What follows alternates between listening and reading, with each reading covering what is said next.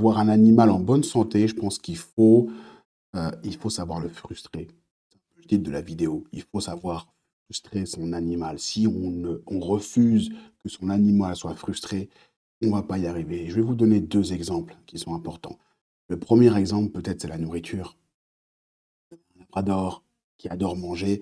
Je dis souvent aux gens, si vous voulez le faire maigrir, vous n'avez pas le choix. À un moment donné, il va vous regarder, vous allez commencer à baisser la nourriture, vous allez commencer à donner moins à manger, vous allez commencer à arrêter peut-être le grignotage entre les repas, vous allez commencer à baisser le nombre de friandises, et vous allez avoir un chien qui va vous regarder et qui va vous dire j'ai faim, je veux manger.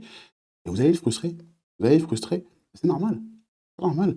Donc là, il faut communiquer avec l'animal, il faut accepter ce genre de frustration, parce que souvent, lorsqu'on n'accepte pas ça, on a un animal qui maigrit pas. Parce que je pense qu'il faut prendre conscience qu'on est un peu je sais pas si on est le père, le grand frère par rapport à un chien.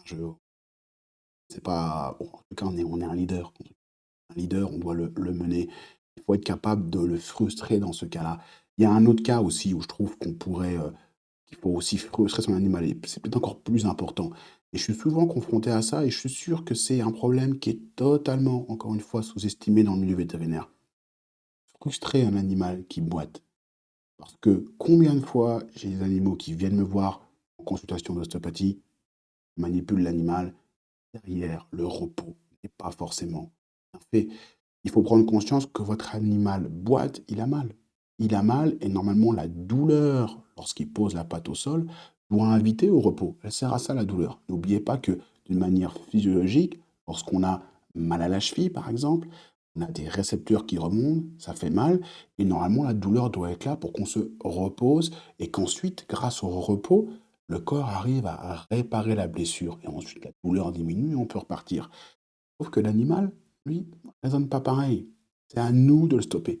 Et ça peut expliquer parfois le fait qu'il y a des pathologies que je trouve qui sont très longues et très longues à guérir parce que le propriétaire n'arrive pas. Alors, soit il ne le sait pas, soit il me dit souvent, il me regarde, il me dit bah oui, mais je peux pas, il veut sortir, il veut bouger. Oui, peut-être. Là, il faut être capable de le frustrer. Il veut bouger, peut-être, mais là, on doit dire stop, on doit dire non, on doit dire au chien là, tu as mal, tu bouges pas. Lui, le chien, c'est souvent mental, il se fout un peu de son physique, il va foncer, il a le genou qui fait très mal, c'est pas grave, il y a la balle, il y a des jeux avec d'autres chiens. Là, il faut dire stop, il faut dire non. Moi, je te frustre.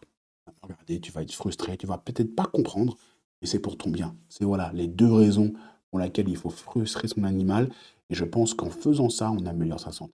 Un, c'est le poids. Et deux, s'il a mal aussi, boite, c'est le repos. Le repos après une blessure, le repos après une séance d'ostéopathie, le repos s'il boite.